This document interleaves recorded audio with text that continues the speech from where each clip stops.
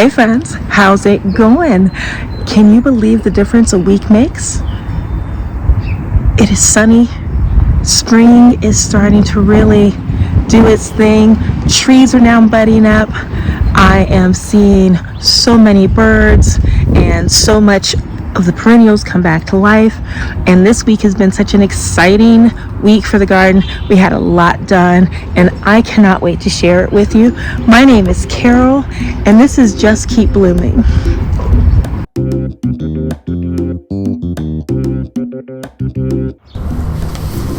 Hi friends, and welcome back. And if this is your first time joining us, thank you for stopping by.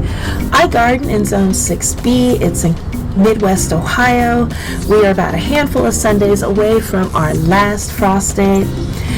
This time of year is absolutely magical for the garden because it's under that cool, damp weather where it's perfect for weeding and getting all the work done. You've absolutely over-romanticized every part of gardening at this point, and it's just nothing but bursting with potential. We are coming out of one of our wettest months in a long time, had a lot of flooding, and then we just had last week a couple of really hard freezes. So we are having our challenges, but nonetheless, let's go to the garden. Here we are at the English garden. Look at the way this clematis just keeps climbing up this trellis. I'm super excited. I've got a lot of perennials, but I also planted a couple of spring bulbs in this. So yeah, that little tulip is just making a go for it. I think it got a little bit snow nipped, so that's why the color's faded. I did prune our rose bush, and I don't know, she may bounce back. She didn't seem super excited, gotta be honest, and she's very thorny, so we might have to come up with a whole other plan for the rose bush. Here in our raised beds, we have been doing a lot of work on a lot of raised beds, but not so much on these. One's a little bit further down. You'll see I planted some snowball cauliflower as well as a cauliflower whose tag I lost. These things happen. We'll see what it is if it grows. Now, the moment I put that brassica in the ground, I started seeing those white butterflies. It's like they were waiting on me. So I did a little makeshift netting for it. I used this plastic PVCs and just regular mesh netting that's waterproof and has a lot for ventilation. I like the PVC because the metal sometimes gets pokey and scratchy, and I can use this for a couple of different things. So we got these beds ready, added a lot of compost. I just decided to let those turnip greens grow, see what happens with them. Finally cleaned up around the sage. I have a lettuce bed planted now where I brought out a lot of mixed green lettuces and bok choy, and I did some inner planting in between the rows of carrots, beets, and radishes. And yes, we did get the asparagus bed together. This asparagus bed kind of kicked my butt because to get asparagus beds ready, you really have to prep the ground. You got to make sure that it's nice and aerated. You make sure the soil is good and drained, along with a lot of compost. And I don't know if you've ever seen an asparagus when it's dried and getting ready to go in the garden. It's nightmare fuel, something from the Matrix. But you hydrate them and you put them in these mounds, and I guess now we're just wishing for the best. But I'm excited it's done and I can't wait. So yeah, we've got this trellis. I'm not sure if I want to keep it there or if I should paint it. You let me know. What do you think? I had it on the corner to kind of create a window, but I like the way it kind of looks out to that easement. Not much has changed here. I did move the boxwoods that I had up by the Vigro bed and I put them back here. I feel like there was a little bit more green, and originally I bought these thinking that I was going to do topiaries, so that may be in the future. This back raised bed also got planted up. I did red onion, spinach, totsway, and Brussels sprouts. And I told you I was busy. And in the back, I did scarlet kale along with this midnight Swiss chard that I was showing you in the garden that I had picked up at the nursery last week. This whole gardening day just came out of nowhere. I was just like, let's go for it. So I changed the pollinator garden to basically a pollinator alley, because that's kind of what it looks like. I had moved those blue tubs that I had lined up against my raised beds, and I just put them back here so I could add more flowers. I went back in and I cut the butterfly bushes a lot harder just to make sure that I was doing it correctly. And I've got some tulips as well as a lot of things kind of growing up in there, some weeds. I'm still kind of committed to the idea of putting like some small evergreens or a juniper or a spruce or something in these pots that will be, vertical and green all year long. My primroses have seen better days, I think, with all the rain and the frost, but there are lots of buds, so I'm just going to kind of go through and deadhead them and hope for the best.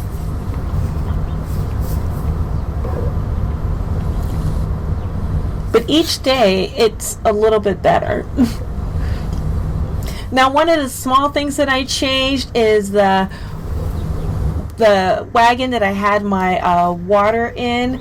I had moved it to the other side. It works a little bit better near the door. And I tell you, I can't believe how much water, this is all rainwater from the past couple of weeks. So let's go into the greenhouse. You will see my shame, but this is what a greenhouse looks like on days where you're just doing a whole bunch of gardening. I hadn't tidied up. I'll do that. We got a couple of rain days coming. I pulled out all the totsway. I had been potting up all my seedlings. You can see where my marigolds really just didn't survive the frost, so I'm going to start that over again. I was not, and the artichokes are looking good. I was just not getting back to the greenhouse in time, but there's some things that are looking good. There's some things that are struggling, and I'm hoping that, all of my, all of my little gardeners that are growing heirlooms and things like that might have some extra seeds I'm going to be looking to swap out. But I did find some red onion, so that's exciting. I do want to show you this over here at Lake Lois. No, I haven't cleaned it, and no, I haven't changed the fountain. But look how clear it is with all the rainwater, and it looks like my lotus flower, my lily, is coming back. So maybe I don't clean it out. I cleaned it out last year and I never got frogs. So maybe this year I won't clean out all the muck and yuck. Over here by the baby pools and the comfrey, you can see how that's growing. I've been cleaning up over here little bit by little bit just to make it easier on the eye and get all that winter out of there. I am committed to doing corn in this bed. I know it's not deep enough, so I have this idea that I can raise the soil levels by repurposing these plastic pots without by cutting the bottoms out. We have the butterfly garden. We are on seedling watch, hoping to see some green things soon. And I have to say, I went to a very cool event this past Sunday, and let me tell you about it. It was with the Audubon Society. They were having their Native Plant Backyard Challenge kickoff, and a friend invited me because, of course, I missed the registration date.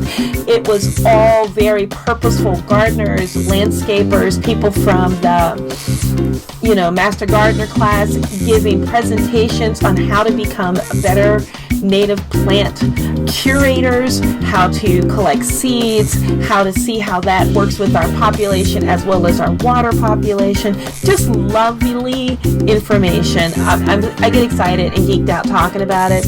And there was a lot of cool little swag, like some extra gloves and a nice bucket and a really cool weeder and a trowel, and of course this for your girl. We are now officially a native plant butterfly garden.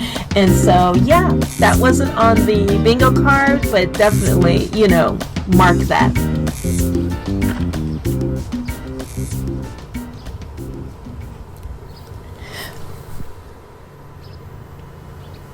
Now we're back here over on the other side of the raised beds. I'm not really sure what to call this side of the garden, but I use this a lot. This is with all the plastic pots I went through, and I did get a lot of weeding done. I'm letting that nettle stay because I know that the bees love it. I did pick up 2 new totes because I did do a lot of switching things around, and I'm not sure what I'm going to put in there, but we'll see. I'll definitely make a video. Here is where I had done my turnips, and I thinned those out. So, and I did get a lot of the weeds out of there. Yeah, not out. I mean, some of it, you see it's a little bit messy, but there's my little weed bucket. And I did hear about weed soup, and so I'm not sure. We'll talk about that. Here is the bed where I had my radishes and my snow peas, and I actually did some scarlet kale, and I did carrots in here. This is the bed that I feel like is filling up with like a lot of volunteers of calendula as well as tomatoes, but we will see. I'm a little slow to plant these. These beds are some of the last ones I plant out because they're full sun, and this is what I get them ready for my very, very sun lovers like my peppers and my tomatoes and eggplants and okra. We always stop to give praise to Miss Lilac, making sure that she is doing well. Hi sis, how you doing? You ready to bloom? She's shy. And I went back into the blueberry chamomile garden. I went back in and I pruned a little harder on some of the blueberries, not so much to get, to stimulate more growth because it's already shooting out, but because some of those things were dead. And we have Bee Balm here, back from the dead, or maybe she was just sick, but this is her new home. And we do have to say goodbye to Lavender. She is dead. She is very dead. I went through and I started pruning her, and everything was like very hardwood and dried, and so not the best. Last week I said this was Blazing Star. It is not. It is actually horseradish. So that's exciting. It makes sense because my friend Michelle did give me a horseradish plant. Here is our strawberry patch. It's looking good. Pushing out more strawberries each time. I had strawberries throughout the garden, so when I find little suckers or feeders, I am planting them in this bed here. So yeah, this one looks really nice. I'm excited. I'm excited for this part. It looks good, and it's looking like it's getting better each week.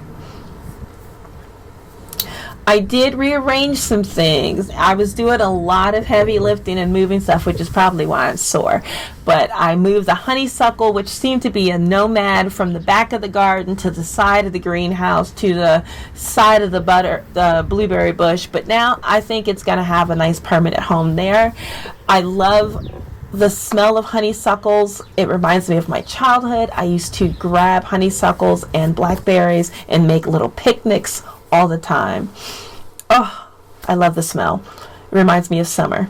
Here's the bee girl bed. The main thing that I changed is I switched out. This is where those boxwoods were, and I switched out to where these irises were. As I said earlier, it had gotten we'd had some cold nights, and so this one got a little bit nipped by the frost. The pansies and the violas and the alyssum looks great, but the African daisies are struggling, but they'll come back. So I have all these irises that are pushing up. I'm going to do something with these pots. I got to top them off with a little bit more soil, and I might paint them, now that they're up front. Make them vibe. Maybe the same color as my bench, or orange. Yeah, so you can see the 2 pots there. And yeah, that's pretty much it. The garden, she's doing her thing.